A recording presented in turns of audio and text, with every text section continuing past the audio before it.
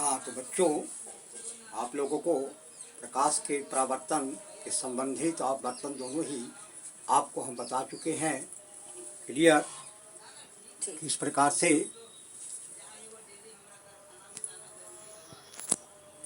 प्रकाश का अपवर्तन और प्रकाश का प्रवर्तन होता है, इस पर आप लोगों को कुछ हम समझ बताए थे, लेकिन स्पष्ट हमको नहीं हुआ था, हम भी सेटिस्फाइड नहीं हुए थे, क्योंकि हमारे बच्चे जो है किस प्रकार से एग्जाम में क्वेश्चन देंगे, कैसे कैसे क्वेश्चन देंगे, इन सभी पैटर्न पर मैंने विचार किया है ताकि जो है आप लोगों को किसी प्रकार का कोई प्रॉब्लम न हो। You have not to face any type of the problem, different type the question I have selected so that the examination you will solve very clearly all of the sums related to the light chapter.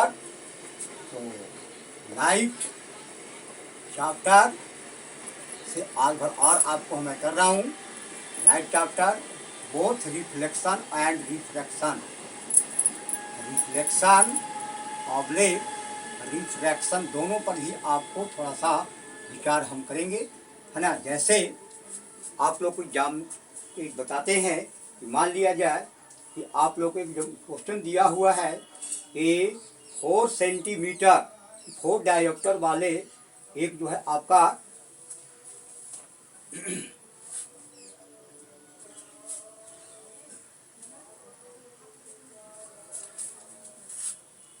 Four dioptre a lens of 4 diopter, find focal length, ये question आता है। अगर एक lens का आपका power जो है, power का इकाई जो होता है पावर इजिकल टू 1/f, है ना, ये आपको याद रखना पड़ेगा आपको कि P इजिकल टू 1/f, यानी power is equal to reciprocal of focal. तो P इजिकल यानी power is 4 dioptre, what will be the focal length of the lens. तो very clearly you have to also here give the formula P is equal to 1/f. P is given here 4 centimeter और 1/f is means, therefore F is equal to 1/4. But here is diopter is a meter, so you have to convert into centimeter. So 1 meter is equal to 100 centimeter. It means you have to multiply here by 100. So 4 5 या 25 4 या 100 यानी 25 centimetre. बच्चों ध्यान दें कि अगर कोई lens है जिसका पावर 4 डायोप्टर है तो उसका फोकल लेंथ क्या होगा, what will be the focal length of a lens whose power is 4 dioptre. Then according to the formula P is equal to 1/f और P is given, तो 4 equal to 1/f, but here f is also in meter, so you have to convert into centimeter, and 1 meter is equal to 100 centimeter, so f is equal to 1/4 into 100 is equal to 25 4 या 100 is equal to 25 centimeter, यानी the focal length of the lens will be 25 centimeter. Reversely, if the focal length will be given and you will have to also find the power of a lens. So reversely, if it is given here, suppose if focal length of a lens is 25 centimeter, find power. ये question आता ही तो आता है, ऐसे question करके ही या तो इसमें आएगा तो आपको इस प्रकार से आएगा। अब we know that P is equal to 1/f, here P is equal to 1/f means focal length is given how much 25 centimetre, 25 centimetre, you have to convert it into metre. In this case, power will be given, you will have to convert into centimeter. And if the focal length will be given, the focal length is always in centimeter. So it means 25 centimeter, 1/25 we have given here. and 25 means you have to also write here 25, so is equal to 1 by 25 into 100 is equal to how much? 25, 4 या 100 is equal to 4 diopter. यानी it means अगर focal length किसी lens का दिया हुआ है 25 centimetre, उसका power कितना होगा। यानी वी नो दैट, हम जानते हैं कि power is equal to 1/f और p is equal to 1/25, but 1/25 is in metre. तो metre means metre to centimetre you have to multiply by 100, क्योंकि 1 metre is equal to 100 centimetre. तो 25 4 या 100 is equal to 4 dioptre. यानी the power of the lens will be 4 diopter. One question. And second question is also, suppose I am going to give you a question here. Next question also I am going to give you, suppose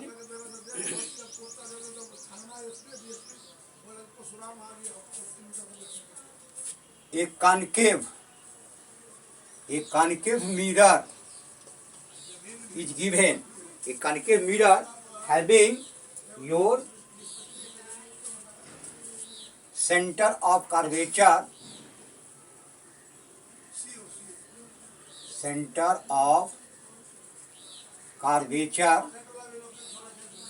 is concave mirror. The center of curvature is your 32 centimeter. 32 centimeter. It is given you, and it is given after that,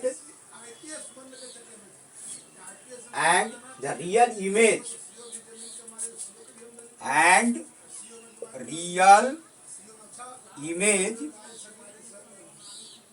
is formed 4 times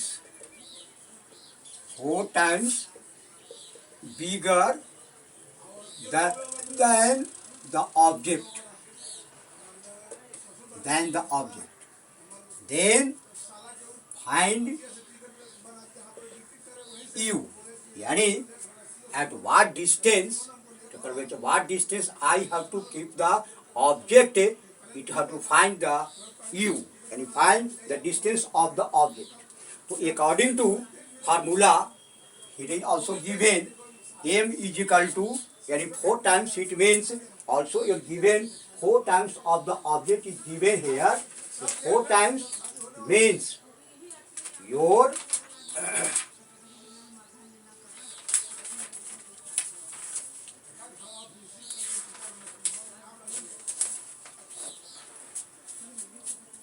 concave mirror center of curvature is 32 centimeter and real image of the object is 4 times, it said, bigger than the object.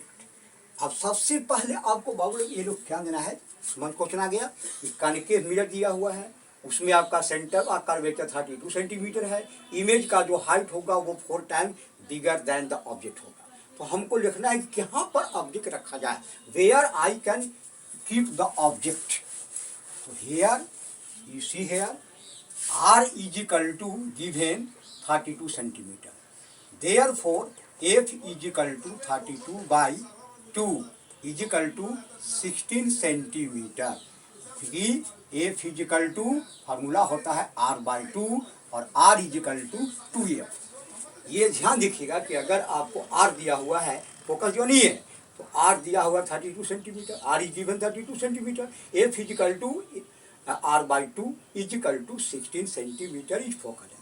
And now m is equal to given here, m is equal to v बटा u, तो minus u, तो is equal to how many given 4 given, तो 4 times, तो 4 is equal to v बटा minus u, therefore v is equal to minus 4 u. Clear some understand? m is equal to v bata u, u is minus in the case of the object distance, or m is given 4, 4 is equal to v bata minus u, or v is equal to minus 4u. Clear you? Now you give the formula, 1 by v plus 1 by u is equal to 1 by f.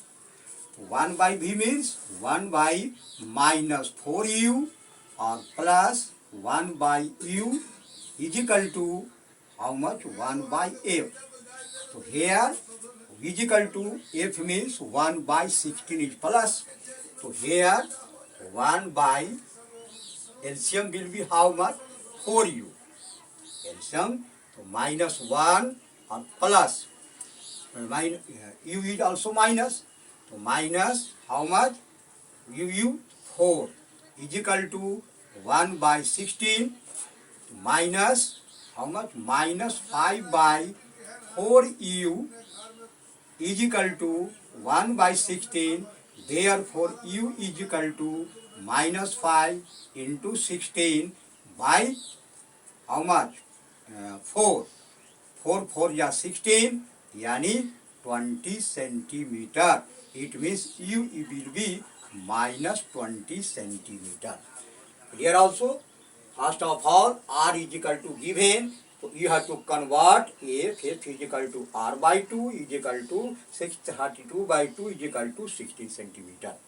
Then m is equal to v बटा u, but u is minus. तो v बटा minus u रखिए ना भाई.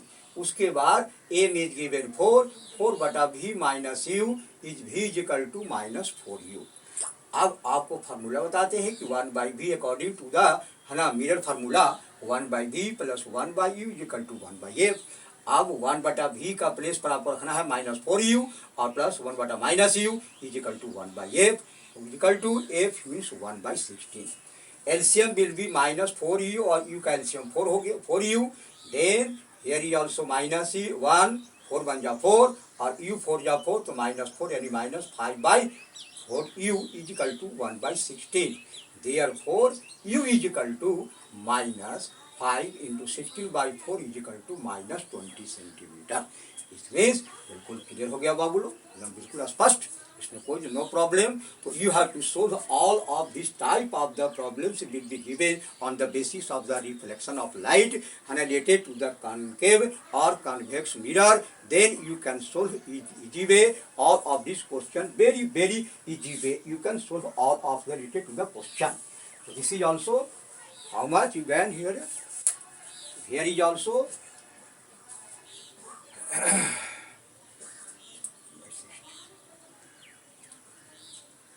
here for you equal to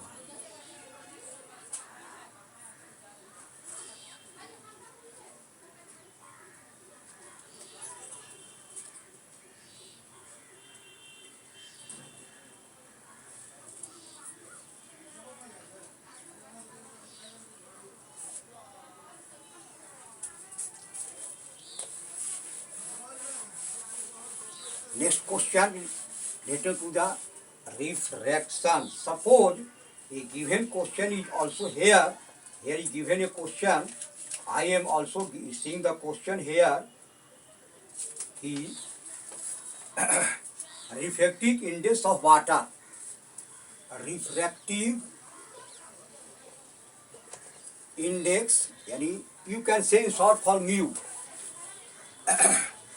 mu यानी a mu w is equal to, यानी जो प्रकाश का किरण हवा से वाटर में जा रहा हो इसका है 4/3 और अगला जो है a म्यू g यानी ग्लास का हो गया आपको दिया हुआ है 3/2.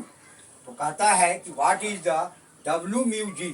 तो आपका ये जी म्यू डब्ल्यू क्या होगा, प्रकाश का वेग जब जाएगा ग्लास से वाटर में तो इसका कितना होगा, यही क्वेश्चन आपको रहेगा कि अगर प्रकाश का जो है अपवर्तनांक जो हवा से पानी में जा रहा है 4/3 है और अगर हवा से ग्लास में जा रहा हो तो 3/2 है. तो what will be the reflective index when the ray of light will pass from glass to water. Clearly एक क्वेश्चन रहेगा आपको. तो यदि किसी भी प्रकाश जो कि हवा से पानी में प्रवेश करता है उसका अपवर्तनांक 4/3 है और यदि प्रकाश का वेग हवा से ग्लास में प्रवेश करता है उसका अपवर्तनांक 3/2 है, तो उसका अपवर्तनांक ज्ञात करें जब ये आपका ग्लास से वाटर में प्रवेश करेगा, ग्लास से वाटर में जाएगा तब कितना अपवर्तनांक होगा. तब यही क्वेश्चन आपको है. इसके लिए सबसे पहले आपको दिया हुआ है हे चूंकि W यानी water mu G is equal to how much you can write here W mu A into or here also W mu A into you can write here A mu G. So mu will be also same. तो W mu G हो जाएगा यानी G mu W निकाल लेंगे हम लोग। इसको क्या है W mu यहाँ तो क्या था A mu W तो W mu ये कितना हो जाएगा 3/4 इंटू अब दूसरा जो है आपका 3/2 यहाँ 2/3 है लिखा करें A mu G लेकिन G mu कितना होगा आपका यहाँ हो गया आपको 3/2 दिया हुआ है। अब देखिए यहाँ पर क्या हो गया आपको 3 तो आपका सीधे ले लेंगे देयरफॉर अब इसको था W mu G था तो G mu W is equal to आपको सिल्वर कर दे कितना हो गया 3 3 जा 9 4 2 जा 8 उसको लग दीजिए यानी हो जाएगा 8/9 हो जाएगा। ये आपका क्वेश्चन जो था कि अगर A mu W प्रकाश का वेग जो है हवा से पानी में जाता है तो अपर्तनांक 4/3 है और अगर हवा से गिलास में जाता है तो 3/2 है। तो आपको निकालना है यदि गिलास से वाटर में उसी प्रकाश का किरण को ले जाएंगे तो उसका अपर्तनांक क्या होगा। तो यहाँ पर देखिए साफ एकदम स्पष्ट लीजिएगा W mu G निकालना पहले हमें तो W mu G यानी पहले W चाहिए तब G चाहिए तो पहले W लेंगे हम A mu W is equal to तो आपका W mu A उसका रिवर्स हो जाता है W mu जितना रहेगा अगर W mu A करेंगे तो 3/4 हो जाएगा तो 3/4 हो गया और after that A mu W इसका कितना हो गया 3/2 हो गया। तो अगर निकालना हमको है W mu G तो इसीलिए यहाँ का लिखा हमने W mu A mu G यानी A कॉमन हो गया आपको ध्यान देखिएगा। अब उसके बाद W mu A 3/4 into A mu glass यानी 3/2 तो 3 3 जा 9 और 4 2 जा 8 हो गया बेटा।